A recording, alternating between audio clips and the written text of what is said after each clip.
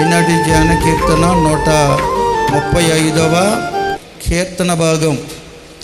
ఈ 135వ కీర్తన భాగములో ఉన్న 21 వచనాలు సారాంశాన్ని ఈ దినమున మనం ధ్యానించబోతూ ఉన్నాం.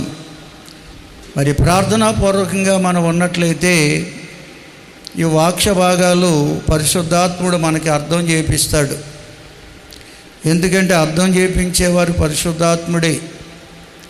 కనుక మనం ఎవరైతే ప్రార్థనాపూర్వకంగా ప్రభుపై మనసు నిలుపుకుని వింటారో వారికి ఇక్కడ ప్రకటించబడుతున్న ప్రతి దేవుని మాట అర్థం చేపిస్తాడు పరిశుద్ధాత్ముడు. మరి వింటున్న దేవుని మాటలు మనకు అర్థం కాకపోతే మన జీవితానికి అర్థం ఉండదు, పరమార్థము ఉండదు. కనుక మనం చేస్తున్న భక్తికి అర్థం ఉండాలన్నా, పరమార్థం ఉండాలన్నా దేవుని మాటలో మనం విని గ్రహించేవారుగా ఉండాలి. అప్పుడే మన జీవితాలు దేవునికి ఇష్టమైన రీతిలో మలచబడతాయి, మార్చబడతాయి. స్తోత్రం చెబుతారా? అయితే ప్రియులారా, ఈనాటి ధ్యాన కీర్తనలో ఉన్న 21 వచనాల సారాంశం ఏమిటంటే, మనము దేవుని చేత ఏర్పాటు చేయబడిన వారం. దేవుడు మనలను తన కొరకు ఏర్పరచుకున్నారు. కనుక ఆ దేవుని గొప్పతనాన్ని మనం ఎరిగి ఉంటే నిత్యము ఆయన్ని స్తుతించే వారంగా ఉంటామని, ఎవరైతే నిత్యమైన స్తుతించే వారికి ఉంటారో వారికి ఆయనలో ఉన్న ఆనందాన్ని వారికి అనుగ్రహిస్తారట దేవుడు. అంటే ఆయనలో ఆనందించేవారుగా ఆ దేవదేవుడు ఆశీర్వదిస్తాడట. ఈ కీర్తన యొక్క సారాంశం అది. మనం ఎవరమంటే దేవుని చేత ఏర్పరచబడిన వారం. లోకములో దేవుణ్ణి ఏర్పరచుకునేవారు ఉన్నారు, దేవుని చేత ఏర్పరచబడిన వారు ఉన్నారు. లోకములో మనం చూస్తే దేవుళ్ళని ఏర్పరచుకుంటున్నారు చాలామంది. ఏ దేవుని ద్వారా ఏ ఆశీర్వాదం వస్తుందా అని. ఎందుకంటే లోకంలో దేవుడు ఒక్కడే, కానీ అనేక మంది దేవతలను ఈనాడు లోకం దేవుళ్ళుగా ఆరాధిస్తున్నారు. దేవతలు ఎన్నటికీ దేవుళ్ళు కాలేరు. కనుక ప్రియులారా, దేవుణ్ణి ఆరాధిస్తున్న మనలను దేవుడు ఏర్పాటు చేసుకున్నాడని మనం గ్రహించాలి. మనము దేవుణ్ణి ఏర్పాటు చేసుకోలేదు. నువ్వు దేవుణ్ణి ఏర్పాటు చేసుకుంటే నా దేవుని గొప్పతనం నీకు తెలియదు, తెలుసుకోలేవు కూడా. ఆయనను స్తుతించలేవు, ఆయనలో ఆనందించలేవు. దేవుడే మనలను ఆయన కొరకు ఏర్పాటు చేసుకున్నాడు. కనుక ఆయన గొప్పతనాన్ని మనం ఎరిగి ఉంటే నిత్యము ఆయన స్తుతించే వారం ఉంటాం. ఆయనలో ఉన్న ఆనందాన్ని ఆయన మనకి ఇస్తాడు. దేవుని స్తోత్రం చెల్లించండి. ఎందుకంటే దేవుళ్ళో ఉన్న ఆనందం శాశ్వతమైన ఆనందం. అది లోక ఆనందం అనేది తాత్కాలికమైన ఆనందం, లోకం ఇచ్చేది. దేవుడిచ్చే ఆనందం శాశ్వతమైన ఆనందం. అది ఇహలోకములోను మనలోనే ఉంటుంది, ఈ లోకాన్ని విడిచిపెట్టిన తర్వాత కూడా మనలో ఉంటుంది. స్తోత్రం చెబుతారా? ఈ లోకానందం అనేది తాత్కాలికమైనది, ఈ లోకానికే పరిమితం. కాబట్టి ప్రియులారా, దేవుడిచ్చే ఆనందాన్ని మనం అనుభవిస్తే దేవుని ఆశీర్వాదాలు పొందుకోగలం. కాబట్టి దేవుడే మనల్ని ఏర్పాటు చేసుకున్నాడని ఎరిగిన వారమైతే, నమ్మిన వారమైతే ఆ దేవుడు ఎంత గొప్పవాడో మనము ఎరిగి ఉంటాం, తెలుసుకుని ఉంటాం. ఆయన గొప్పతనాన్ని ఎవరైతే తెలుసుకుంటారో వారు నిత్యము ఆయన స్తుతించకుండా ఉండలేరట. అసలు దేవుని స్తుతించుట అంటే ఏమిటో ఎవరైనా చెప్పగలరా? ఈ కీర్తనలో మనకు చెప్పే అర్థాన్ని చెప్పాలి. ఒక్కొక్క చోట ఒక్కొక్క అర్థం వస్తుంది. ఈ కీర్తన చెప్తున్న సత్యం ఏమిటి? నువ్వు దేవుణ్ణి ఎరిగి ఉంటే, ఆ దేవుని గొప్పతనాన్ని ఎరిగి ఉంటే నువ్వు ఆయనను నిత్యము స్తుతిస్తావు. అంటే స్తుతించడం అంటే ఏమిటి? దేవుని స్తుతించుట అంటే ఏమిటి? ఎవరు మాట్లాడ నీవే చెప్పుకోరా అన్నట్టుకున్నారు. ఎన్ని వందల సార్లు చెప్పిన మాటలు ఇవి. ఎందుకంటే అందుకని కీర్తనలు మరలా రిఫర్ చేస్తున్నాం మనం. ఈ 150 కీర్తనలు 150 అయిపోయిన తర్వాత మళ్ళా 1లోకి వస్తున్నాం. 1 నుంచి మళ్ళా 150 వరకు వెళ్తున్నాం. ఈ కీర్తనలో మరి దేవుని కొరకు పరిపూర్ణమైన వివరణ ఉందండి. అందుకే కీర్తనలు ఆరాధనలో ధ్యానించడానికి కారణం. దేవుని స్తుతించడం అంటే ఏమిటి? మీకు ఏమి తెలుసో చెప్పండి పోని. మీకు తెలిసినటువంటి మాట చెప్పండి పోని. నాకేమీ తెలదంటారా? దేవుని స్తుతించడం అంటే తెలీదా? పాటలు పాడేస్తున్నాం కదా, వినలేదా ఇంతవరకు? అసలు మేము చెప్పలేదా దేవుని స్తుతించడం అంటే ఏంటో? అసలు ఒక్కరు చెప్తే చాలు అందరూ పాస్ అయిపోతారు.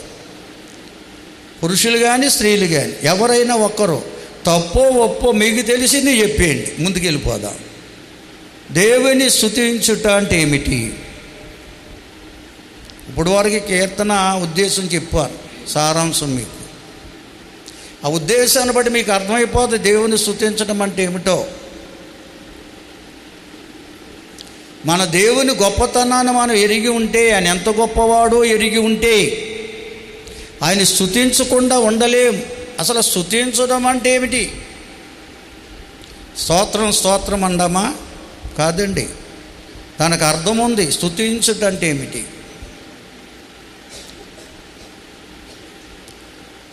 ఆర్టీసీ బస్సుల్లో ఎంతమంది ప్రయాణం చేస్తారో చేతులు ఎత్తుతారో పోని.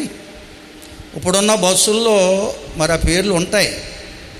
ఆ ఎదుట డ్రైవర్ గారు ఎదరకుండా పైన రాస్తారండి ఆ పేరు, దేవునిని స్మరించుడి, దేవుని స్మరించండి అని రాస్తాడు అక్కడ. బస్సులో లేవమ్మా పేర్లే? మీరు ఎప్పుడు బస్సు ఎక్కి చూడరా? కనీసం ఎవరి వైపు చూడరేమో. ఆ డ్రైవర్ గారు ఎదటే ఉంటుంది, పైన రాస్తారు, మీకు మనందరికి కనపడుతుంది. ఇప్పుడు బస్సులు ఉన్నాయో లేవో నాకు తెలియదు, కానీ నేను ఆ బస్సులు ఎక్కినోడు చూసేవాడిని, దేవుణ్ణి స్మరించండి అని. అంటే ఏ దేవుడు అక్కడ రాయరు, కొన్ని ఏదో సింబల్స్ వేస్తారు, అన్ని దేవుళ్ళు ఒకటే. నేను అంటే దేవుణ్ణి స్మరించడమే స్తుతించడం అంటే. హల్లెలూయా. స్మరించడం అంటే ఆయన గొప్పతనాన్ని ధ్యానించడం. హల్లెలూయా. బిగ్గరగా స్తోత్రం చెల్లించండి అందరూ. ఆయన ఎంత గొప్పవాడో మనం ఎరిగి ఉంటే ఆయనను గూర్చి మనం జ్ఞాపకం చేసుకోకుండా, స్మరించకుండా ఉండలేమండి. స్మరించడం అనగా తలపోసుకోవడం, జ్ఞాపకం చేసుకోవడం అని అర్థం. వారు ఎంత గొప్పవాడో ఎరిగి ఉంటే నువ్వు ఆయనను స్మరించకుండా ఉండలేవు. ఆ స్మరించడమే ఆయన్ని స్తుతించడం అంటే. హల్లెలూయా, హల్లెలూయా. కనుక దేవదేవుని నామాన్ని ఎప్పుడైతే నువ్వు స్మరించడం ప్రారంభిస్తావో, ఎందుకంటే ఆయన గొప్పతనం ఎంత గొప్పవాడో ఎరిగి ఉంటేనే స్మరించగలవు. ఆ స్మరించడం అనే అనుభవం నీలోకి ఎప్పుడైతే వస్తుందో అప్పుడే ప్రియులరా ఆయనలోని ఆనందాన్ని నువ్వు అనుభవించేదానిగా మారిపోతావు. దేవుని స్తోత్రం చెల్లించండి అందరూ. ఎందుకంటే మన మనసు ఎరిగిన మంచి దేవుడు ఆయన నామాన్ని ఎవరైతే స్మరిస్తారో, ఆయన స్మరించేవారు ఉంటారో ఆయనలో ఆనందించేవారుగా ఆయన చేస్తాడు. హల్లెలూయా. ఆనందింతు నీలో దేవా స్తుతించుచు. దేవునిలో ఆనందించేవారే దేవుని బిడ్డలంటే. వారే దేవుని ఆశీర్వాదాలకు వారసులు అవుతారు. కనుక ప్రియులరా, మనల్ని దేవుడు ఏర్పరచుకున్నాడు. మనల్ని ఏర్పరచుకున్న దేవుడు సర్వశక్తిమంతుడు. ఆయన మనతో మాట్లాడే దేవుడు, మనల్ని చూస్తున్న దేవుడు, మన మాటలు వింటున్న దేవుడు, నిత్యము మనతో ఉన్న సజీవుడైన దేవుడు ఆయన. స్తోత్రం చెల్లిస్తారా? అటువంటి గొప్ప దేవుణ్ణి మనం నమ్ముకున్నాం. అనగా మనల్ని ఆయన ఏర్పాటు చేసుకున్నాడు ఆయన కొరకు, ఆయన బిడ్డలుగా. కనుక మనం నిత్యము ఆయనను స్తుతించేవారుగా ఉండాలి. అనగా ఆయనను స్మరించేవారుగా ఉండాలి. ఆయన నామమును స్మరించే అనుభవం మనలో ఎప్పుడైతే ఉంటుందో ప్రియులరా, మనలను ఆయనలో ఆనందించేవారిగా ఆయన చేస్తాడటండి. ఆ ఆనందించేట అనే మాటకు అతిశయించట అని కూడా అర్థం ఉంది. ఆయనలో అతిశయించటం అనగా ఆనందించటం. ఈ అనుభవాన్ని దేవుని బిడ్డలమైన మనం కలిగి ఉండాలి. అలా కలిగి ఉన్నప్పుడే ఆయన బిడ్డలంగా మనం జీవించగలం, ఆయన ఆశీర్వాదాలకు వారసులం కాగలం. కనుక ప్రియులారా, మనము ఆయనలో ఆనందించేవారికి ఉన్నామా, అతిశయించేవారికి ఉన్నామా? ఈ అనుభవం మనలోకి రావాలంటే ఆయనను స్మరించే అనుభవం మనలోకి రావాలి. ఆయనను స్మరించాలంటే ఆయన గొప్పతనాన్ని ఎరిగి ఉండాలి. ఆయన ఎంత గొప్పవాడో, ఆయన ఏమై ఉన్నాడో ఎరిగి ఉంటే ఆయనను స్మరించకుండా, ఆయనను తలంచుకోకుండా ఉండలేము. ఈ అనుభవం మనకు ఎప్పుడైతే వస్తుందో ఆయనలో ఆనందించేవారికి ఆయన చేస్తాడు. ఆయనలో ఆనందించేవారికి ఎప్పుడైతే మనం మార్చబడతామో ఆయన బిడ్డలుగా మనం జీవించగలం, ఆయన ఆశీర్వాదాలకు వారసులుగా సిద్ధపడగలం. దేవుని స్తోత్రం. అందుకని ప్రవక్త అయిన ఇర్మియా ఆనాటి దేవుని ప్రజలైన ఇశ్రాయేలుతో, దేవుడు ఏర్పరచుకున్న ప్రజలైన ఇశ్రాయేలుతో మాట చెప్తున్నాడు. ఇర్మియా గ్రంథం 9వ అధ్యాయం 23, 24 వచనాలు చదివి సహాయం చేయండి. దేవుడు ఏర్పరచుకున్న ప్రజలమైన మనల్ని బట్టి దేవుడు సంతోషించాలండి. ఆయన సంతోషించాలంటే దేవుని యొక్క చిత్తాన్ని, సంకల్పాన్ని ఎరిగి ఉండాలి. లోకములో మనము జీవిస్తుండగా మనకు జ్ఞానమునిచ్చేవాడు దేవుడే, బలమునిచ్చేవాడు దేవుడే, ఐశ్వర్యాన్నిచ్చేవాడు కూడా దేవుడేనని ఎరిగి ఉండాలి. ఎందుకంటే నువ్వు జ్ఞానాన్ని కలిగినటువంటి జ్ఞానివైనా ఆ జ్ఞానాన్ని దేవుడే ఇచ్చాడు అనే విషయాన్ని మర్చిపోకూడదు. దేవుడే జ్ఞానమునిచ్చాడని నువ్వు ఎరిగి ఉంటే దేవుల్లోనే అతిశయిస్తావు, కానీ నీ కలిగి ఉన్న జ్ఞానమును బట్టి అతిశయించవు. దేవుని స్తోత్రం. బిగ్గరగా స్తోత్రం చెల్లించండి. హల్లెలూయా. చూడండి, చాలామంది చూడండి, వారి పేరు ఎదుట వారు చదువుకున్న డిగ్రీ వేస్తారు. ఈ బాబోయ్ డిగ్రీ చదువుకున్నాడంట, లేదా పీజీ చేశారంట, ఇంజనీర్ అంట, డాక్టర్ అంట, యాక్టర్ అంట అని చెప్పేసి వారిని బట్టి మనం గౌరవిస్తామని అతిశయం అన్నమాట. నేను డాక్టర్ని, నేను ప్లేడర్ని, నేను ఇంజనీర్ని, ఇవన్నీ కూడా వారి డిగ్రీల ద్వారా తెలియపరుస్తారు. అక్కడ చాలామంది ఆ క్యాటలాగ్ కూడా రాసేస్తారు. ఈనాడు చూడండి, దైవజనులు కూడా వారి పేరుకు ముందు పెట్టుకుంటున్నారు డిగ్రీలు. ఏంటా డిగ్రీలు? రెవరెండ్ అనో, డాక్టర్ అనో, అపోస్తులనో, ప్రవక్తలనో పేర్లు పెట్టుకుంటున్నారు ఈనాడు. ఇది అతిశయం. నేను ప్రవక్తను అనే అతిశయం, నేను డాక్టరేట్ చేశానని అతిశయం, రెవరెండ్ అంటే పూజనీయుడు. ఇలాగ అనేక మంది దైవజనులు కూడా ముందు పెట్టుకున్నారు, అతిశయిస్తున్నారు. అది మంచిది కాదని బైబిల్ చెప్తుంది. దేవుని స్తోత్రం చెల్లించండి అందరూ. హల్లెలూయా. పాస్టర్ అంటే దైవజనుడు, దేవుని జత పనివాడు, అంతే. అతడు దేవుల్లోనే అతిశయించాలి, కానీ ఇవన్నీ పెట్టుకోకూడదు. హల్లెలూయా. కాబట్టి లోకంలో కొన్ని డిగ్రీలు వారు పెట్టుకున్నారు, ఇక్కడ క్రైస్తవులు కూడా ఇలా పెట్టుకుంటున్నారు. కాబట్టి ప్రియులారా, జ్ఞాని తన జ్ఞానాన్ని బట్టి అతిశయించకూడదు. సూర్యుడు అంటే బలవంతుడు, తనకున్న బలాన్ని బట్టి అతిశయించకూడదు. ఐశ్వర్యవంతుడు తన ఐశ్వర్యాన్ని చూసుకుని అతిశయించకూడదు. ఎందుకంటే జ్ఞానమిచ్చేవాడు దేవుడే, బలమిచ్చేవాడు దేవుడే, ఐశ్వర్యం ఇచ్చేవాడు కూడా దేవుడే. హల్లెలూయా. కాబట్టి నీవు జ్ఞానివైనా, సూర్యుడువైనా, ఐశ్వర్యవంతుడువైనా దేవునిలోనే అతిశయించాలి. ఎందుకంటే ఆయన భూమి మీద కృప చూపుచున్నాడు, నీతి న్యాయములు జరిగించుచున్నాడు, వారి వారి పరిమాణములు బట్టి జ్ఞానమిస్తున్నాడు, వారి వారి యొక్క పరిమాణములు బట్టి శక్తినిస్తున్నాడు, వారి వారి ప్రయాసను బట్టి ఐశ్వర్యాన్ని ఇస్తున్నాడు. హల్లెలూయా. ఇవి దేవుడిచ్చేవే కనుక దేవునిలో అతిశయించాలి. జ్ఞాని అయినా, సూర్యుడైనా, ఐశ్వర్యవంతుడైనా దేవునిలోనే అతిశయించాలి, దేవునిలోనే ఆనందించాలి. అలా ఎవరైతే దేవుళ్ళు ఆనందించేవారు ఉంటారో, వారు కలిగిన దాన్ని బట్టి ఆనందిస్తారో వారిని బట్టి దేవుడు సంతోషిస్తాడట. హల్లెలూయా. దేవుడు ఎప్పుడైతే మనల్ని బట్టి సంతోషిస్తాడో మనల్ని ఆయన దీవించడం ప్రారంభిస్తాడండి.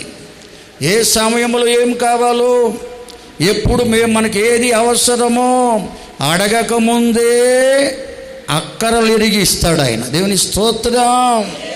హల్లెలూయా. కనుక అనుభవంలోనికి మనం రావాలి. అటువంటి అనుభవంలోనికి మనం వచ్చినప్పుడే దేవుని ఆశీర్వాదాలు మనం ఇస్తాం. అవి ప్రతిరోజు దేవుడిచ్చేవండి. అవి ప్రతిరోజు మన జీవితానికి దేవుడిచ్చే ఆశీర్వాదాలు అవి. ఏ దినమున ఏది మనకు కావాలో అది మనకు దేవుడు ఇస్తూనే ఉంటాడు. హల్లెలూయా. బిగ్గరగా స్తోత్రం చెబుతారండి. కనుక దేవుడు ఏర్పరచుకున్న ప్రజలమైతే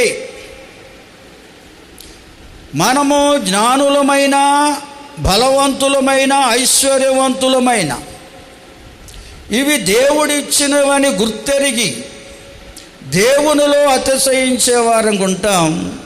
ఆ వారిని బట్టే దేవుడు ఆనందిస్తాడు, ఆశీర్వదిస్తాడు. హల్లెలూయా. కాబట్టి దేవుడు ఏర్పరచుకున్న ప్రజల కొరకు పరిశుద్ధ గ్రంథంలో చాలా తేటగా రాయబడి ఉందండి.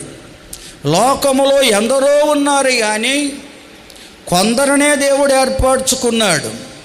ఎందుకు ఏర్పరచుకున్నాడో బైబిల్ గ్రంథంలో చాలా తేటగా రాయబడి ఉంది. ప్రియులారా,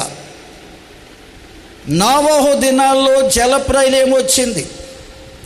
జలప్రలయం అనంతరం దేవదేవుడు ఆనాటి ప్రజల్లోంచి తన కోసం కొందరిని ఏర్పాటు చేసుకున్నట్లుగా పరిశుద్ధ గ్రంథంలో మనం చూడగలం. మత్తయి రాసిన సువార్త 1వ అధ్యాయం 17వ వచనాన్ని చదవండి. కాలము నుండి లెక్కించబడింది. జలప్రలయం అనంతరం దేవుడు నోవహు కుటుంబము ద్వారా ప్రజలను విస్తరింపజేశాడు. అలా విస్తరింపజేసినటువంటి ప్రజల్లో నుండి అబ్రాహామును దేవుడు పిలుచుకున్నాడు. తన్ను పిలిచిన దేవుని యందు అబ్రాహాము నమ్మిక ఉంచాడు. కనుకనే అబ్రాహాముని అబ్రహాముగా దీవించి అతన్ని గొప్పవానిగా చేశాడు దేవుడు. హల్లెలూయా. ఎందుకంటే తన్ను పిలిచిన దేవుని యందు అబ్రహాము అతిశయించాడు, ఆనందించాడు. కనుకనే అబ్రహామును బట్టి దేవుడు సంతోషించి అబ్రహామును దీవించి, అబ్రహామా, ఇదిగో నేను ఆశీర్వదిస్తున్నాను, నీ ద్వారా లోకములో నజ జనాంగము కూడా ఆశీర్వదించబడతారు. హల్లెలూయా అని దేవుడు అబ్రహామునకు వాగ్దానం ఇచ్చాడు. అబ్రహాము నుంచి లెక్కేసుకుంటే యోధా జనాంగం వరకు, కనుక దావీదు వరకు కూడా, రాజైన దావీదు వరకు లెక్కేసుకుంటే 14 తరములటండి. తరము అనగా ఆనాటి లెక్క 100 సంవత్సరాలు ఒక తరం. కనుక 100 సంవత్సరాలు ఒక తరముగా తీసుకుని అబ్రహాము కాలము నుండి దావీదు కాలం వరకు 14 తరములు గా లెక్కించారు. అనగా 1400 సంవత్సరాల కాలమట. దావీదు నుండి దేవుడు ఏర్పరచిన ప్రజల కొరకు రాయబడిన మాటలండివి. దావీదు నుండి లెక్కేసుకుని దేవుడు ఏర్పరచిన ప్రజలు యూదుల వరకు, ఆ యూదులు బబులోను చెరకు కొనుపోబడే వరకు లెక్కేసుకుంటే 14 తరములట. మరొక 1400 సంవత్సరాలు యూదులు బబులోను చెరలో ఉన్న కాలము నుండి క్రీస్తు యేసు భూలోకానికి వచ్చే వరకు లెక్కేసుకుంటే మరొక 1400 సంవత్సరాలు. హల్లెలూయా. అంటే 5200 సంవత్సరాలు దేవుడు తన కొరకు ప్రజలను ఏర్పాటు చేసుకుంటూ వచ్చాడు. తన కొరకు అనేక మంది ప్రజలను ఏర్పాటు చేసుకుంటూ వచ్చాడు. అలాగే ఏర్పాటు చేసుకుంటూ వచ్చినా కానీ, లెక్కించలేని జనాంగాన్ని దేవుడు ఏర్పరచుకున్నా కానీ వారిలో అనేకులు దేవుణ్ణి స్తుతించలేకపోయారు. హల్లెలూయా. ఆ దేవుని గొప్పతనాన్ని స్మరించలేకపోయారు. దేవుళ్ళు ఆనందించలేకపోయారు. దేవుణ్ణి సంతోషపరచలేకపోయారు. దేవునికి స్తోత్రం. కనుకని అనేక మంది దేవుని ఆశీర్వాదాన్ని కోల్పోయారు, నిత్యత్వాన్ని కోల్పోయారు, నిత్య నాశనానికి పోయారు అనేక మంది ప్రియులారా. కనుక ఎవరూ నశించుట ఆయనకి ఇష్టము లేక ఆ క్రీస్తే యేసుగా భూలోకానికి రావాల్సి వచ్చింది. దేవునికి స్తోత్రం. హల్లెలూయా. ఆ క్రీస్తే, ఆ అభిషక్తుడైన దేవుడే యేసుగా భూలోకానికి వచ్చారు. ఎందుకంటే ఆ దేవుణ్ణి స్మరించడం అంటే ఏమిటో తెలియజేయడానికి, ఆ దేవుడు ఎంత గొప్పవాడో తెలియజేయడానికి, ఆ దేవుని స్మరించే అనుభవాన్ని, ఆ దేవుడిచ్చే ఆనందాన్ని అనుభవించేవారిగా, దేవుణ్ణి సంతోషపరిచేవారిగా, దేవుని ఆశీర్వాదాలకు వారసులుగా మనం చేయడానికి ఆ క్రీస్తే యేసుగా భూలోకానికి వచ్చారు. దేవునికి స్తోత్రం చెబుదామండి. అందుకే యోహాను భక్తుడు రాసినటువంటి సువార్త, యోహాను సువార్త 1వ అధ్యాయం 11-12 వచనాలు చదువుకుందామండి.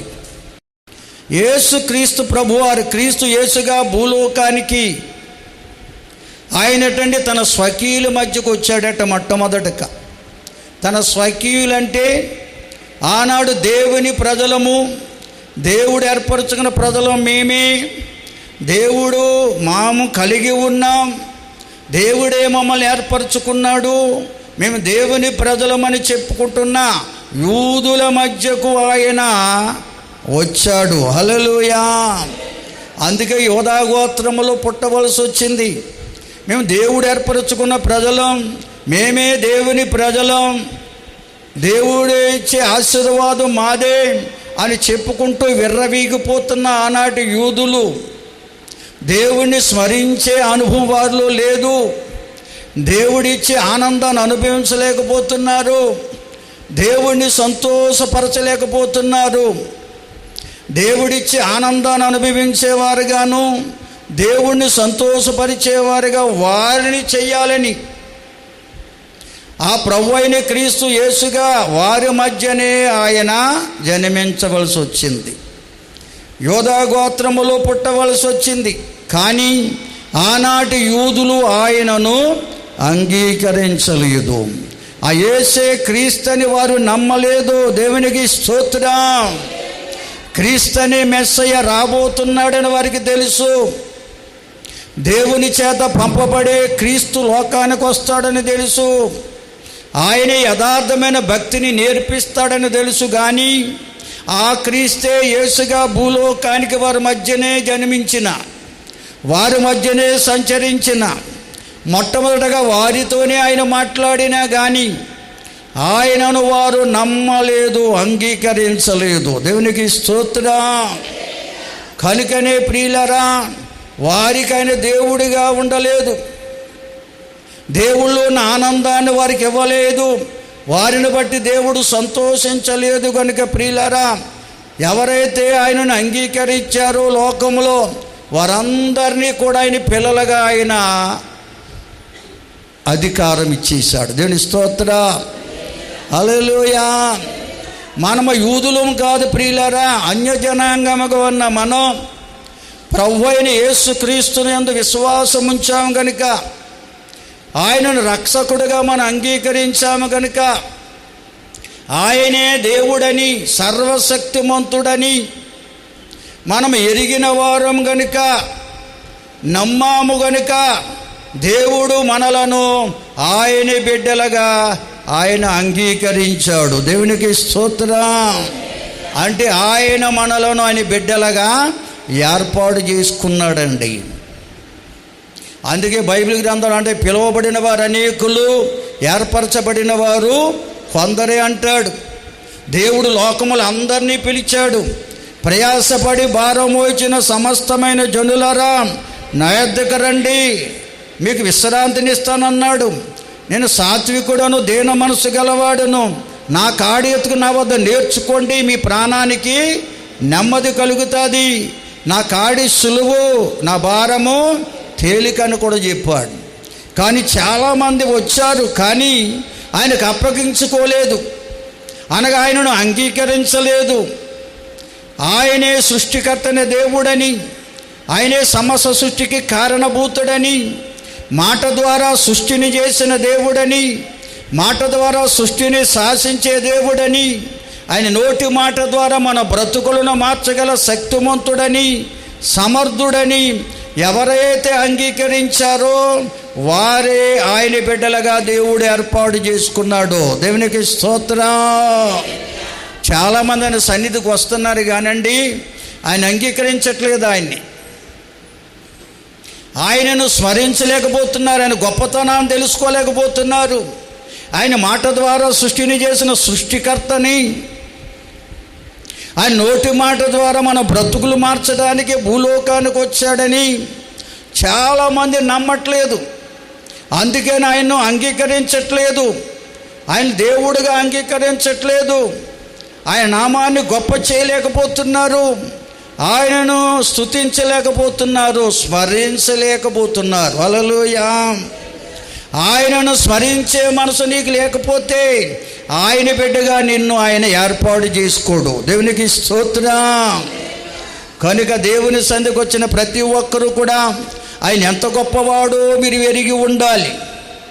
నువ్వు ఆరాధించడానికి వచ్చిన దేవుడు సర్వ సృష్టికర్తని, ఆయన ఆదిలో భూమికి పునాది వేసిన దేవుడని, ఆయన లేకుండా లోకములో ఏదియో కలగలేదని, ఆయన నోటి మాట ద్వారా మన బ్రతుకులు మార్చడానికి లోకానికే వచ్చిన దేవదేవుడని నిజంగా నువ్వు నమ్మితే, నువ్వు విశ్వసిస్తే ఆయన నామాన్ని స్మరించకుండా ఉండలేవు.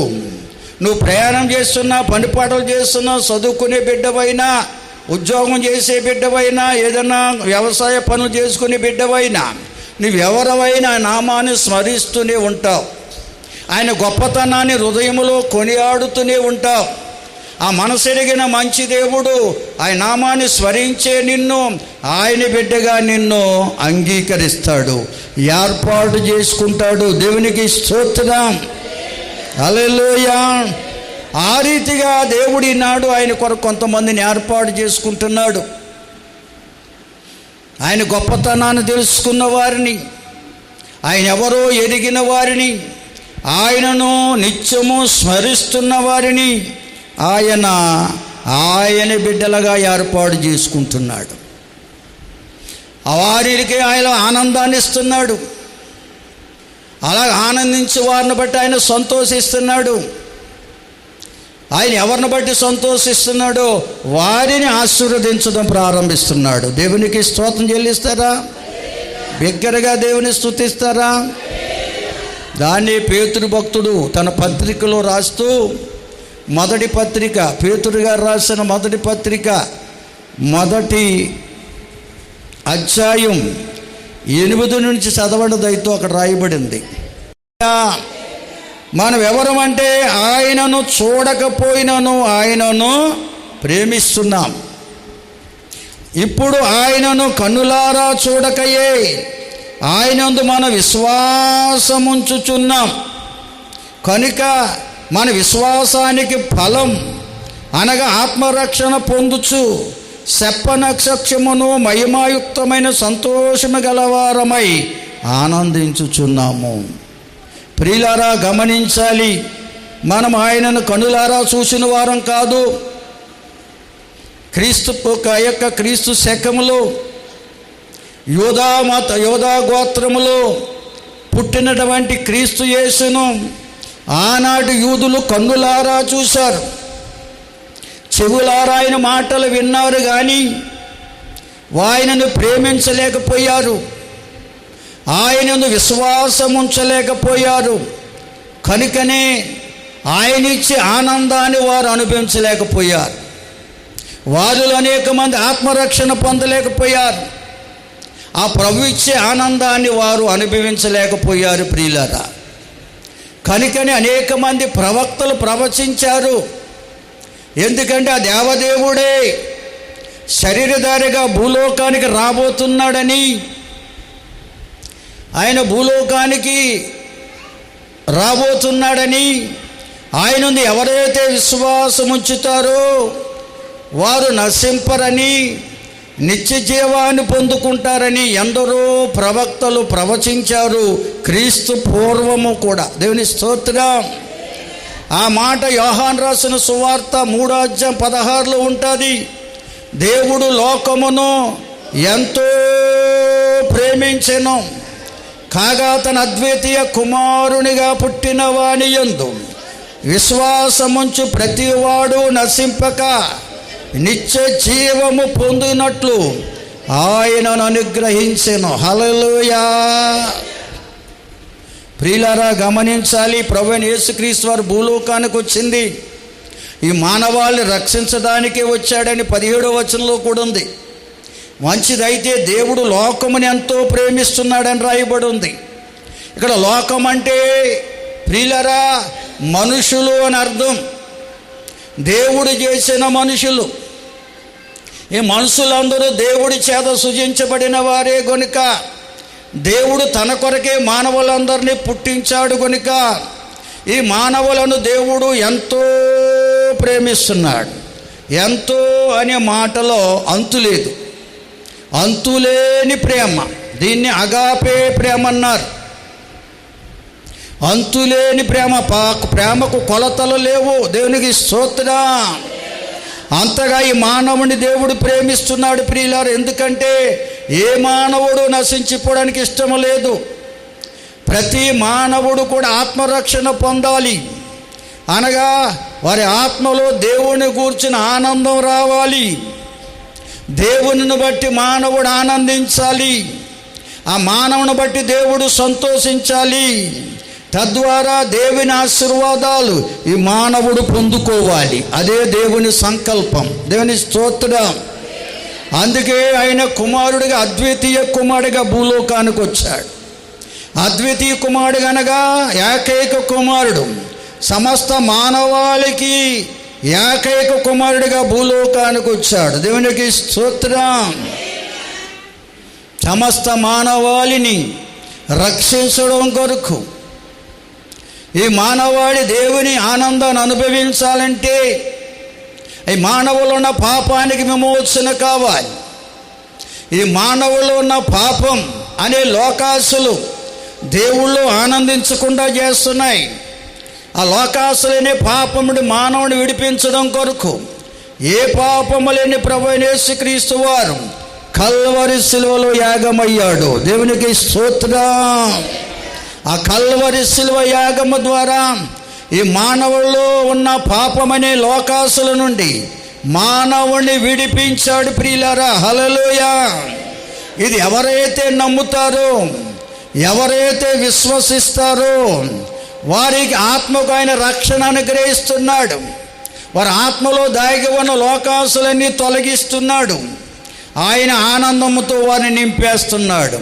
ఈ ఆనందం ఎటువంటిదంటే చెప్పనసఖ్యము కానీ మహిమాయుక్తమైన ఆనందం.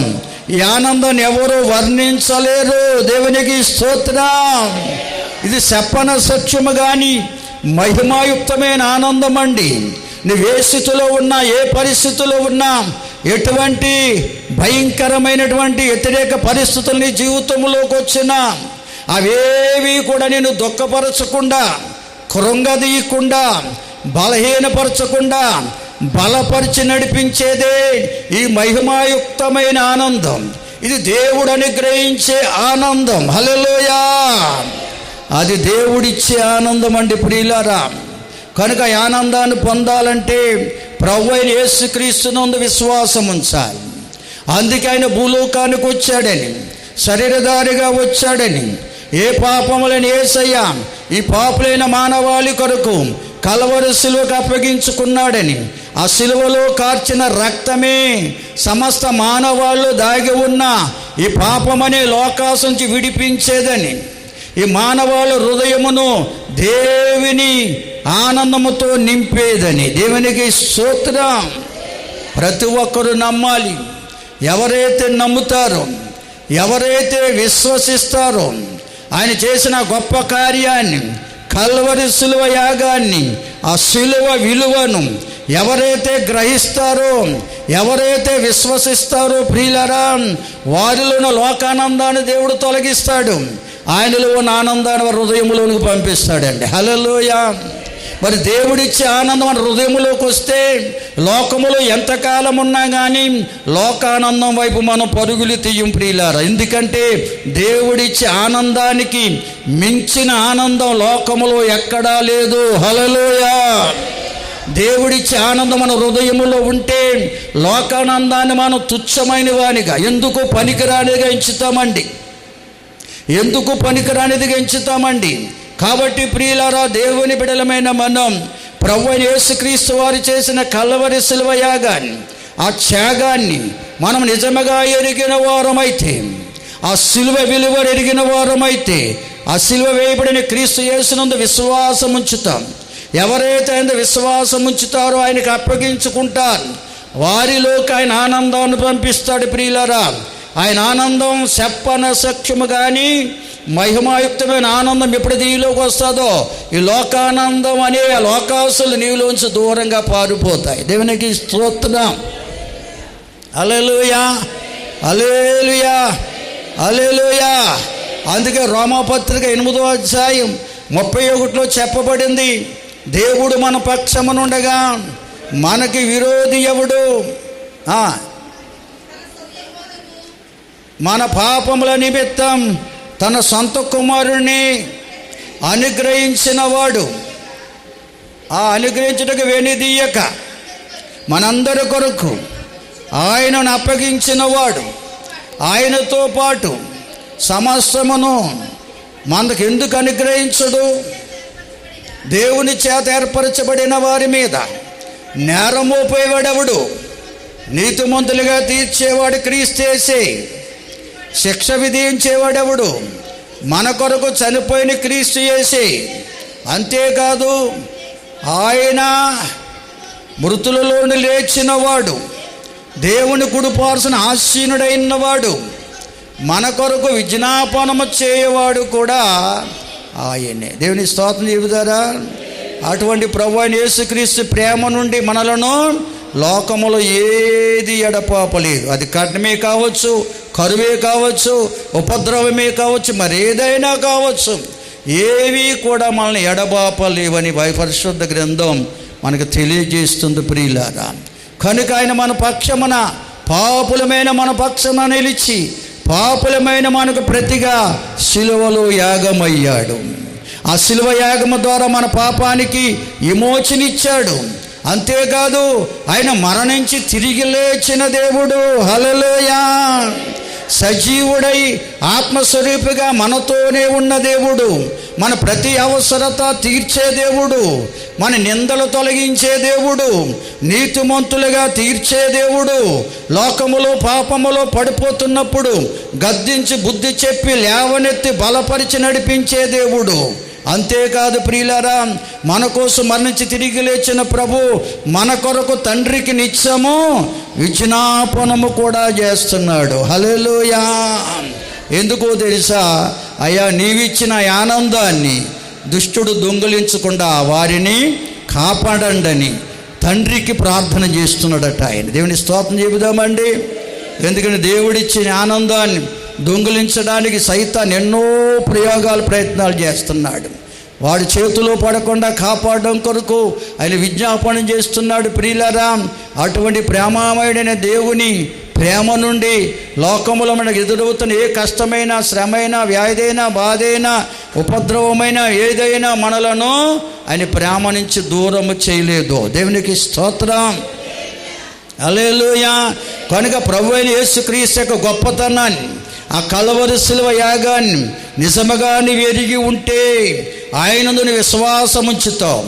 ఆయన నీ విశ్వాసం ఉంచున్నట్లయితే ఆయనలో ఉన్న ఆనందాన్ని నీ హృదయములోనికి పంపిస్తాడు. హల్లెలూయా. నీ హృదయములో ఉన్నటువంటి లోకాసులైన పాపాన్ని దూరం చేసి ఆ శపన సఖ్యము కానీ మహిమాయుక్తమైన ఆనందంతో నీ హృదయాన్ని నింపేస్తాడు. హల్లెలూయా. నువ్వు ఎప్పుడైతే ఆయనలో ఆనందించే అనుభవాన్ని కలిగి ఉంటావో నిత్యము ఆయన నామాన్ని స్మరించకుండా ఉండలేమండి. దేవుని స్తుతిందాం అందరం. హల్లెలూయా.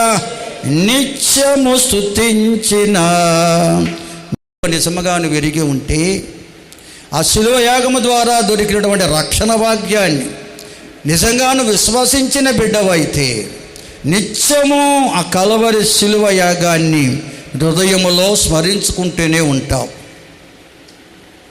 ఆయన స్తుతించే బిడ్డగా ఉంటావు. అదే స్తుతించడం అంటే ఆ కల్వరి శిలువ యాగాన్ని మనం స్మరించుకునే వారంగా ఉండాలి.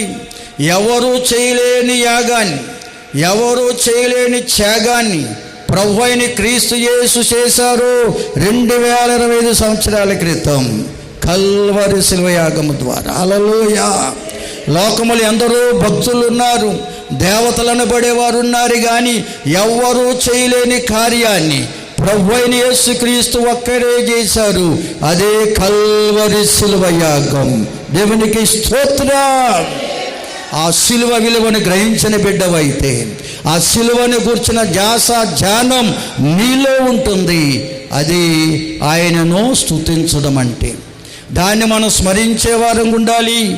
నా ప్రభు నాలో ఉన్న లోకానందాన్ని తీసివేసి ఆయనలో ఉన్న ఆనందాన్ని నాకు ఇవ్వడం కొరకు ఆయన శిలువలో యాగమయ్యారని, ఆయన కాల్చిన పరిశుద్ధ రక్తమే నాలో ఉన్నటువంటి పాపమును తొలగించి లోకానందాన్ని విడిపించి నిత్యానందాన్ని అనుగ్రహించిందని ఆశ ధ్యాస నీలో నాలో మనలో ఉన్నట్లయితే మనము దేవుణ్ణి స్తుతించేవారంగా ఉంటాం. హల్లెలూయా. ఆయనను ధ్యానించేవారంగా ఉంటాం, స్మరించేవారంగా ఉంటాం. అదే ఫిలిప్పీయులకు రాసిన పత్రిక 3వ అధ్యాయంలో పౌలు భక్తుడు తెలియజేస్తున్నాడు. ప్రియులారా, దయచేసి చదవండి. 3వ అధ్యాయం 10వ వచనం. హల్లెలూయా. ఈ పౌలు భక్తుడు సౌలుగా ఉన్న దినాల్లో యేసే క్రీస్తుని నమ్మిన వారిని హింసించేవాడు, నాశనం చేయడానికి కంకణ కట్టుకున్నాడు. దమస్కులు ఎప్పుడైతే పునరుద్ధాడని క్రీస్తు ఆ సౌలును దర్శించిన పునరుద్ధాడని క్రీస్తును కల్లారా చూడగలిగాడు, చెవులారా ఆయన స్వరాన్ని వినగలిగాడు, తన్ను తాను ఆయనకు అప్పగించుకున్నాడు. హల్లెలూయా. కనుకనే సౌలును ప్రభు పౌలుగా మార్చేశాడు. అంతవరకు సౌలులో ఉన్నటువంటి లోకానందాన్ని, లోక జ్ఞానాన్ని, లోక సంబంధమైన శౌర్యాన్ని, లోక సంబంధమైన కార్యాలన్నింటినీ కూడా దూరపరిచి ఆయనలోని ఆనందాన్ని ఎప్పుడైతే సౌలు హృదయంలోనికి దేవుడు పంపించాడో ఆ సౌలు పౌలుగా మారిపోయాడు. దేవుని స్తోత్రం.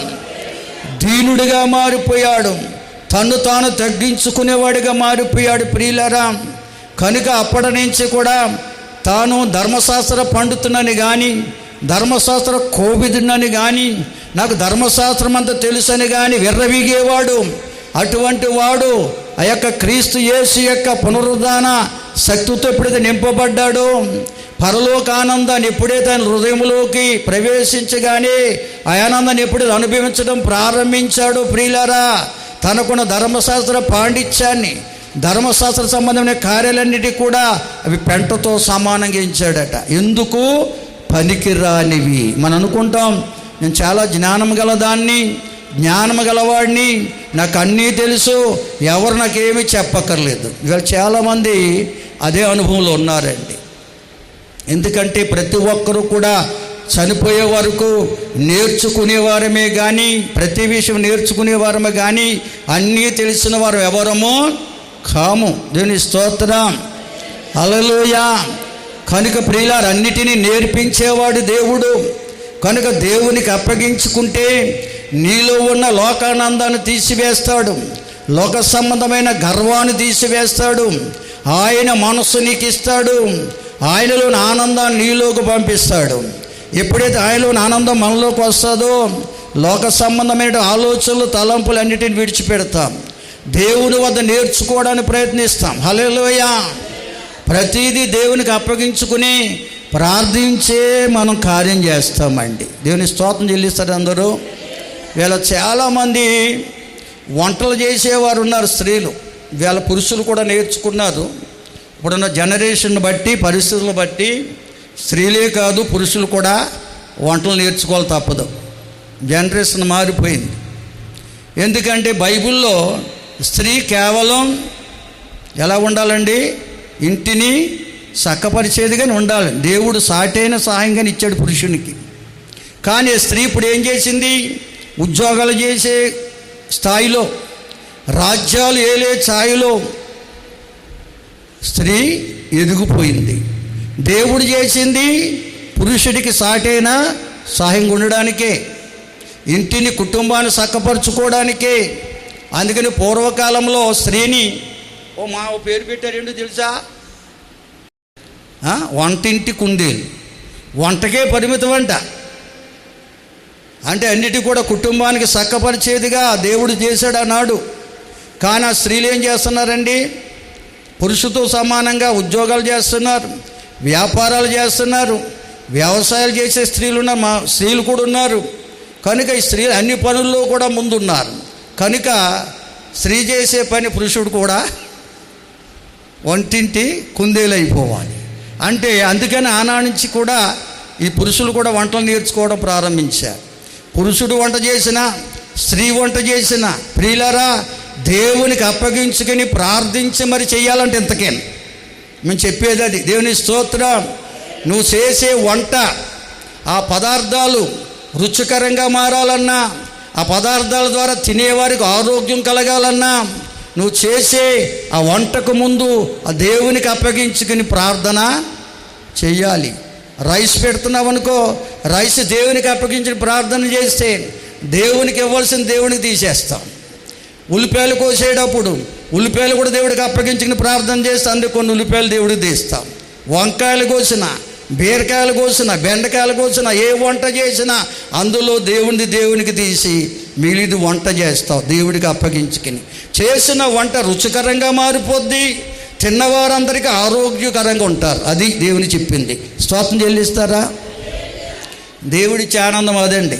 దేవుడికి అప్పగించుకోరు, వారి తెలివి, వారి బుద్ధిని ఆశ్రయిస్తారు. ఈ మధ్యన వచ్చే సెల్ ఫోన్లు, వచ్చే శాట్ అంత సెల్ ఫోన్, అవి చూసి యూట్యూబ్ అంట, ఏదో ట్యూబ్ అంట, అందులో ఏం చెప్తున్నారో ఆ రకంగా వంట చేసేసి ఇంటిళ్ళ పాది నడిపిస్తున్నారు. స్తోత్రం చెబుదాం. అందులో చూసి చేసిన వంట వల్ల ఇంటి వారికి ఆరోగ్యం ఉండదు, ఆనందం ఉండదండి. కనుక దేవునికి అప్పగించుకుని చెయ్యి.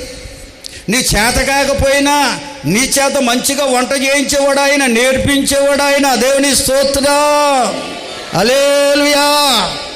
కనుక వంటలు చేసేవారు ఖచ్చితంగా ఈ విషయాన్ని గ్రహించాలి.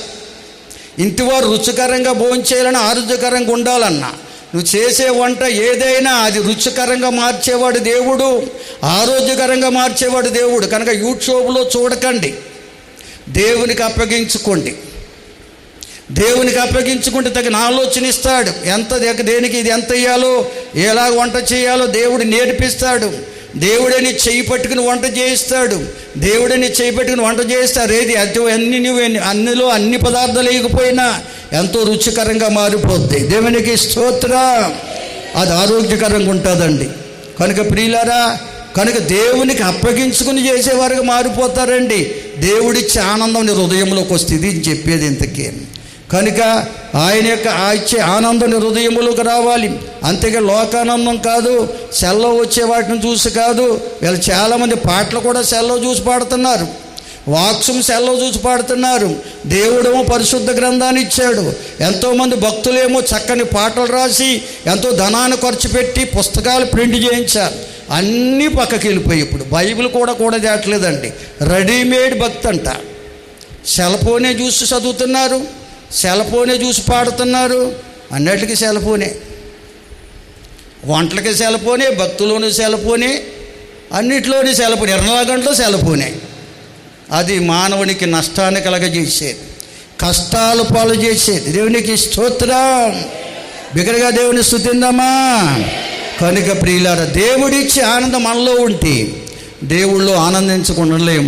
మనల్ని బట్టి దేవుడు సంతోషిస్తాడు. ప్రియులారా, అపోస్తుల కార్యాలు 16వ అధ్యాయం 25లో పౌలు శీల అనే భక్తులు ఉన్నారు. అది దేవుళ్ళు ఆనందించే భక్తులండి. వారికి భయంకరమైన శ్రమ వచ్చింది.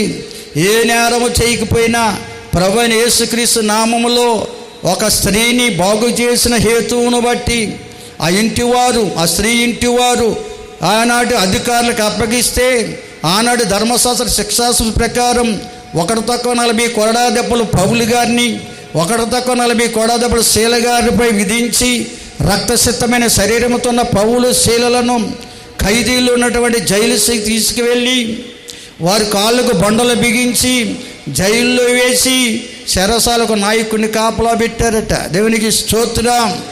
ఆ భయంకర స్థితిలో కూడా పౌలు శీలలు దేవుళ్ళు ఆనందిస్తున్నారు. హల్లెలూయా. పాటలు పాడుతున్నారు, ప్రార్థన చేస్తున్నారు. అలాగే అర్ధరాత్రి వరకు పాడుతూ పాటలు పాడుచు ప్రార్థన చేస్తూ ఉండగా ఆ పాటలో ఖైదీలందరూ వింటున్నారట, ఆ ప్రార్థన వింటున్నారటండి. అయితే ఆ దేవదేవుడు పరలోకము నుండి తన మహిమను ఆ చెరసాల మీదకి పంపించాడు. దేవునికి స్తోత్రం. దేవుని మహిమ దిగిరాగానే చెరసాల పునాదులు కదిలిపోయాయి, తలుపులు తెరవబడ్డాయి. పాటలు పాడే పౌలు శీలల బంధకాలు, విన్నటువంటి ఖైదీలందరూ బంధకాలు త్రెంచబడ్డాయి. దేవునికి స్తోత్రం. దేవుని మహిమతో ఆ స్థలమంతా నింపబడింది. హల్లెలూయా. కాబట్టి ప్రియులారా, ప్రభువులు ఆనందించే అనుభవం మనలో ఉంటే ఎంత కష్టమైనా, ఎటువంటి శ్రమైనా, ఎటువంటి వ్యాధి నీలో ఉన్నా, ఎటువంటి క్లిష్టమైన పరిస్థితులను ఎదుర్కొంటున్నా కానీ వాటి కొరకు చింతించవు. నీ చింతలు తీర్చే దేవుడి చెంతనే ఉన్నాడని గుర్తించి ఆయనలో ఆనందించడం ప్రారంభిస్తాం.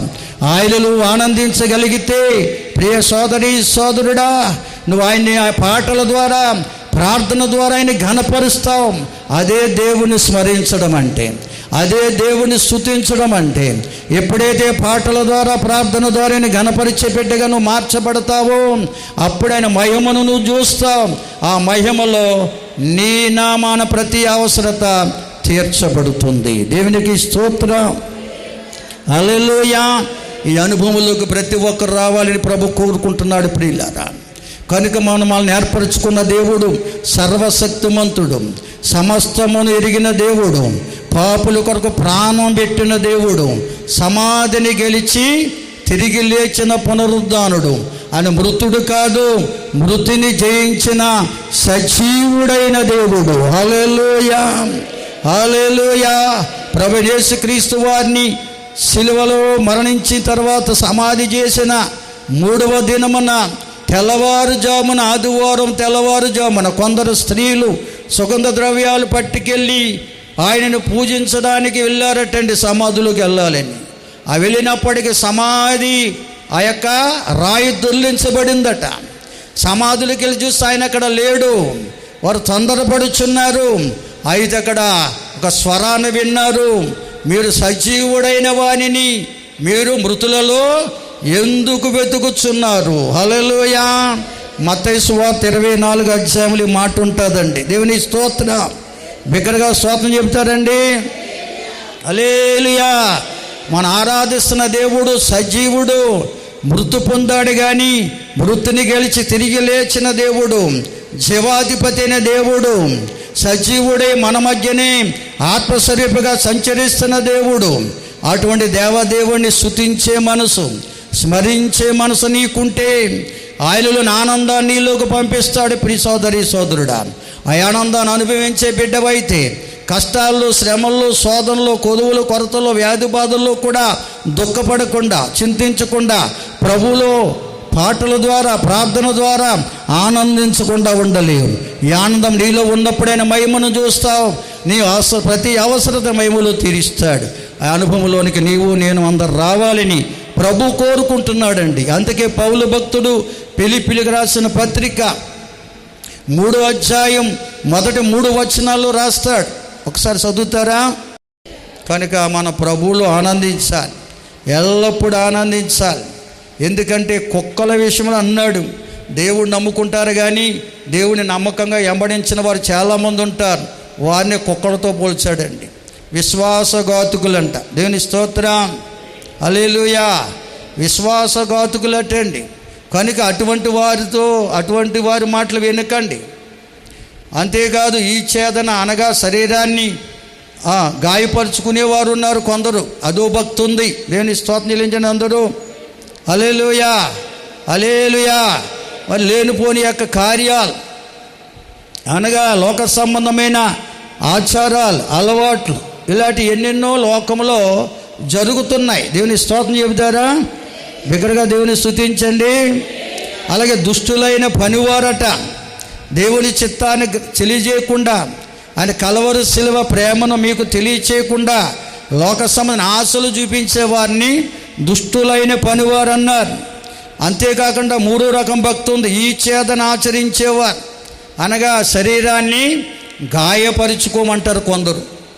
శరీరాన్ని గాయపరుచుకుంటే అంట దేవుడు అనుగ్రహం పొందుతామంటారు. ఈ 3 రకాల భక్తులు మీరు ఆచరించకండి, అనుసరించకండి. మీరు ప్రభువులో అతిశయించండి. ప్రభు అయిన యేసుక్రీస్తుకు శిలువ యాగాన్ని గ్రహించిన వారమైతే, ఆయనలో అతిశయిస్తే, అటువంటి అతిశయం గలవారే దేవుని యొక్క సున్నతిని ఆచరించేవారంటే, దేవుని నిబంధనను అనుసరించేవారంటే అటువంటి భక్తి చేయాలంటాడు పౌలు భక్తుడు. అందుకే 4వ అధ్యాయం 4లో చెప్తాడు, ఏ ప్రభునందు ఎల్లప్పుడూ ఆనందించుడి. అలా చెప్పుదును, ఆనందించుడి. మీ సహనమును సకల జనులకును తెలియబడనివ్వండి. ప్రభు మీకు సమీపంగా ఉన్నాడు. దేనిని గురించి చింతించకండి. ప్రతి విషయంలో ప్రార్థన చేయండి, విజ్ఞాపన చేయండి, కృతజ్ఞతపూర్వక విన్నపాలు దేవునికి తెలియజేసుకోండి. అప్పుడు సమస్త జ్ఞానానికి మించిన దేవుని సమాధానం మీ హృదయాలకు, మీ తలంపులకు కావలి ఉంటుంది. దేవుని స్తోత్రం చెబుతారా? కనుక దేవుని బిడ్డలు ఇప్పుడు దేవుళ్ళు ఆనందించాలి. ప్రభు నమ్ముకున్న నీవు నేను ప్రభువులో ఆనందించేవారు ఉండాలి. ఎల్లప్పుడూ అంటే కష్టం వచ్చినా, శ్రమ వచ్చినా, కలిసి వచ్చినా, ఏ స్థితిలో ఏ పరిస్థితుల్లో ఉన్నా ప్రభువులో ఆనందించే అనుభవం మనలో ఉండాలి. అలాగ అనుభవించినప్పుడు దేని కొరకు చింతించాం. ఏ వ్యాధి ఉందని కానీ, బాధ ఉంది కానీ, కొదువు ఉందని కానీ, అప్పుల బాధ ఉన్నాయని కానీ చింతించాం. దేని కొరకు చింతించాం? దేవుడు నాకు సమీపంగా ఉన్నాడని నమ్ముతాం. కనుక మనం ఆయనకు ప్రార్థన చేసేవారు ఉంటాం, విజ్ఞాపన చేసేవారు ఉంటాం, కృతజ్ఞతపూర్వక విన్నపాలు ఆయనకి విన్నవించుకునేవారు ఉంటాం. ఈ అనుభవం ఎప్పుడైతే మనకు వస్తుందో లోకములో ఎవరు ఇవ్వలేని సమాధానాన్ని ప్రభు అయిన యేసుక్రీస్తు ద్వారా మన హృదయాలకు, తలంపులకు ఆయన కావలి ఉంచుతాడు. హల్లెలూయా, హల్లెలూయా. అటువంటి ఆనందం, అటువంటి అనుభవాన్ని దేవుడు నీకు ఇవ్వాలనుకుంటే ఈ అనుభవంలో నేను నడుచుకోవాలి. ఇటువంటి అనుభవాన్ని కలిగి ఉన్నప్పుడే నన్ను బట్టి నా ప్రభు సంతోషిస్తాడు. నా ప్రభు నన్ను బట్టి సంతోషిస్తే నా ప్రతి అవసరత ఆయన తీరుస్తాడు. ఆయన ఆశీర్వాదాలకు వారసుడిని చేస్తాడు. ఈ అనుభవం నాకు కావాలని ఆశ నీకుంటే ఉన్నపాటినే, ఉన్న చోటినే లేచి నిలబడండి. కింద కూర్చున్న వారు మోకరించండి. ప్రార్థన చేసుకుందాం. మా తండ్రి, కృపగల మా రక్షక, మహోన్నతుడా, మహాగణుడా, మీకే వందనములు, స్తోత్రాలు, స్తుతులు నాయన. ఈ పునరుద్ధాన దినమున అయ్యా, ఈ పునరుద్ధాన ఆరాధనలో మీ సన్నిధి నుంచి మాతో మీరు సూటిగా మాట్లాడిన ప్రతి మాటను బట్టి అయ్యా నేను స్తుతిస్తున్నాము తండ్రి. నువ్వు ఎంత గొప్ప దేవుడో అయ్యా. నువ్వు మానవాళి పట్ల చేసిన ఆ గొప్ప కార్యాన్ని ఎవరైతే ఎరిగి ఉంటారో, ఎవరైతే విశ్వసిస్తారో నాయనా, వారిని మీరు అంగీకరిస్తారని వారిలో ఉన్న లోకాసులైన పాపాన్ని తొలగించి అయా నీలో ఉన్న ఆనందాన్ని వారి హృదయంలో ప్రవేశపెట్టే దేవుడివై ఉన్నామని, అయా నీలో ఆనందించే వారిని బట్టి నువ్వు సంతోషిస్తావని, నిన్ను సంతోషపరిచిన వారిని ప్రభు వారి యొక్క నాయని మహిమను కనపరిచి వారి ప్రతి అవసరతను తీర్చి ఆశీర్వదించే దేవుడివై ఉన్నావని, అటువంటి అనుభవంలో ప్రతి బిడ్డ ఉండాలని ఆశిస్తున్నావు తండ్రి. విన్న వాక్యాన్ని వృధా చేసుకోకుండా ప్రతి ఒక్కరు హృదయ వాక్యాన్ని గ్రహించి అయా నువ్వు చేసిన కల్వరి శిలువ యాగాన్ని, లోకములో ఎవరూ చేయలేని ఆ కార్యాన్ని, అయా శిలువ కార్యాన్ని అయా ప్రతి ఒక్కరూ కూడా నిత్యము హృదయములో ధ్యానించేవారిగా, స్మరించేవారిగా, తద్వారా నేను స్తుతించేవారిగా ఉండడానికి కృపనివ్వండి తండ్రి. అయ్యా అటువంటి అనుభవంలో ప్రతి ఒక్కరు నడుచుకునే భాగ్యం ఇవ్వండి. అప్పుడే మేము నీలో అనుభవించగలం. లోకములో ఉన్నా కానీ లోకానందాన్ని కాదు కానీ మీరిచ్చే ఆనందాన్ని అనుభవిస్తూ మిమ్మల్ని సంతోషపరిచేవారిగా, మీ దేవుని ఆశీర్వాదాలు పొందుకునేవారిగా మేము ఉండాలని ఆశించిన ప్రతి బిడ్డను ఆశీర్వదించునైనా, బలపరచు తండ్రి. వచ్చిన ప్రతి బిడ్డను దీవించునైనా, తెచ్చిన ప్రతి కానుక అంగీకరించండి ప్రభు. సంఘములు ఎందరో రోగులు ఉన్నారు, స్వస్థపరచండి. బలహీనులు ఉన్నారు, బలపరచండి. గాయపడిన వారి గాయాలు కట్టండి ప్రభు. గర్భఫలం కొరకు ఎదురు చూస్తున్న బిడ్డలు ఎందరో ఉన్నారు నాయన, వారి గర్భాలు తెరవండి. గర్భఫలం మీరిచ్చే బహుమానం కదా నాయన, వారిని సంతోషపరిచినైనా, వారి చింతను తొలగించినైనా తండ్రి నీకు వందనాలు. గర్భవతులు ఉన్నారు, మంచి ఆరోగ్యాలు దయచేయండి తండ్రి. అయా ప్రసవ దినాలు మీ శాస్త్రం తోడుగుంచి ఆరోగ్యగల బిడ్డలనిచ్చి దీవించమని అడుగుచున్నాం తండ్రి. ఓ నిన్నటి దినమన అయా ధ్రువకుమార్ని జ్ఞాపకం చేసుకుని చక్కని మగబిడ్డనిచ్చి సంతోషపరిచినందుకు వందనాలు. ఆ బిడ్డ గాయమని కట్టండి. ఇచ్చిన మొట్టమొదటి కుమార్తెను, రెండవ కనిపించిన కుమారుని దీవించండి. పరిచయం చేస్తున్న వారిని బలపరిచి సురక్షితంగా వారింటికి చేర్చండి. వైద్యులకు మంచి ఆలోచన ఇచ్చిన మంచి వైద్యమును వారికి అందించమని వేడుకుంటూ ఉన్నాం పరమ తండ్రి. వందనాలు. ఇంకా గర్భవతులు ఉన్నారు, సుఖవనుపులు ఇవ్వండి నాయన, నీకు వందనాలు చెల్లిస్తున్నాం. సండే స్కూల్ బిడ్డలను యవ్వనస్తులు జ్ఞాపం చేసుకోండి ప్రభువా. విద్యా సంవత్సరములు ఆయా తరగతులు చదవడం, ఆయా ప్రాంతాలకి వెళ్ళిన బిడ్డలు, వెళ్ళబోతున్న బిడ్డలను కూడా జ్ఞాపకం చేసుకోండి. గత విద్యా సంవత్సరం అంతా మీరు వారిని దీవించారు. ఈ నూతన విద్యా సంవత్సరంలో కూడా మీ దీవెన ఆశీర్వాదాలు సమృద్ధిగా ప్రియ సంఘ బిడ్డలందరిపై ఉంచమని వేడుకుంటూ ఉన్నాం తండ్రి. ఆయా దేశాల్లో, ఆయా రాష్ట్రాల్లో, ఆయా ప్రాంతాల్లో ఉంటున్న సంఘ బిడ్డలందరిపై మీ కాపుదల కొందృష్టించండి. వారు డ్యూటీకి వెళ్ళి వస్తున్నప్పుడు మీరు తోడుగుండండి ప్రభువా.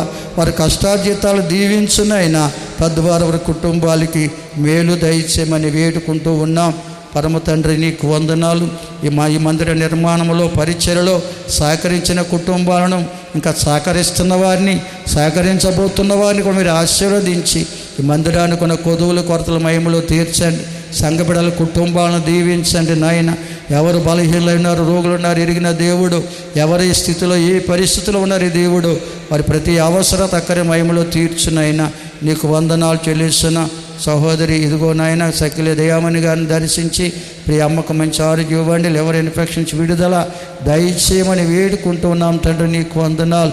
అలాగే నైనా నీకు స్తోత్రాలు. భాగ్యవతి గారిని బలపరచండి, శాంతరత్నమ్మ గారిని బలపరచండి. ఇదిగో సైనా పులిదిండి ఇస్సా గారు వారి రెబ్కాను కూడా ఆరోగ్యంతో నింపి వారి పెద్ద కుమార్తె కుమారుడు దేవ సహాయాన్ని కూడా దర్శించమని వేడుకుంటున్నా. ఇంకా ఎవరు బలహీనులై ఉన్నారో, రోగులైనారు, మట్టు బాగు చేయండి. సోదరి సువార్త గారు తమ్ముడికి ఇచ్చిన ఆరోగ్యాన్ని బట్టి వందనాలు. సోదరికి ఇంకా మంచి ఆరోగ్యం దయచేయండి తండ్రి. నీ కృపలో కాపాడమని అడుగుచున్నా. ఇంకా నాయన ఎవరు బలహీనులు ఉన్నారో, రోగులు ఉన్నారో ప్రతి ఒక్కొక్కరిని మీరు దర్శించండి. ఈ ప్రియ గ్రామంలోంచి నీకు సహాయం కోరుచినటువంటి నాయన ఇతరాల రాంబాబు గారిని దర్శించండి. అలాగే కవిని రాంబాబు గారికి ఉన్న గాయమును కూడా కట్టిన మహిమని కనపరచండి. ఇంకా ఎందరో ప్రార్థనా సాయం కోరుచున్నారు, అందరినీ పేరు పేరున మీరు దర్శించి బలపరిచి బాగు చేయమని, నీ అద్భుతమాచే కార్యముల ద్వారా మహిమను కనపరచమని, తద్వారా అనేక మందిని ఈ సంఘములో చేర్చి ఈ రాకడకు సిద్ధపడే ధన్యత ప్రతి బిడ్డకు దయచేయమని, బలపరిచి సహాయం చేయమని అయ్యా మా గ్రామ రాష్ట్ర దేశ ప్రజల నాయకులను దీవించండి. మళ్ళా యుద్ధ వాతావరణం చెలరేగుతుంది నాయన. ఆయా దేశాల అధినేతలతో మాట్లాడి శాంతి ఒప్పందాన్ని స్థిరపరిచి ఎటువంటి యుద్ధానికి కవ్వించకుండా నీ కృపలో కాపాడు తండ్రి. తద్వారా భయంకరమైన క్షామం అన్ని దేశాలను ఆవరిస్తుందయ్యా, దయతో కనికరించండి.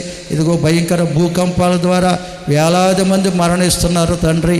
ఇప్పుడైనా ప్రతి ఒక్కరు గ్రహించి నీ రాకడ సమీపంలో ఉందని, నీ రాకడకు సిద్ధపడే ధన్యత, నీ సిద్ధపాటు కూడికలో పాల్గొని అయ్యా ఎలా సిద్ధపడాలో నేర్చుకునే భాగ్యం ప్రతి బిడ్డకు దయచేయమని సహాయం చేసి మహిమ పొందమని యేసు ఉన్నత నామములో అడిగి వేడుకొనుచున్నాము తండ్రి, ఆమేన్.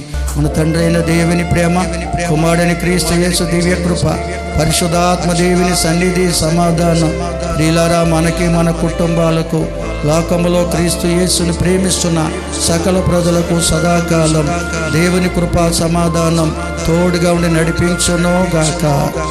ఆమేన్. యేసు రక్తమే జయం, యేసు రక్తమే జయం. యేసు నామానికి సంపూర్ణ విజయం, అపవాది క్రియలు గ్రంథనాశనం కలుగును గాక. ఆమేన్, ఆమేన్. అందరికి వందనాలు. ప్రభు మిమ్మల్ని దీవించుగాక. ఆమేన్.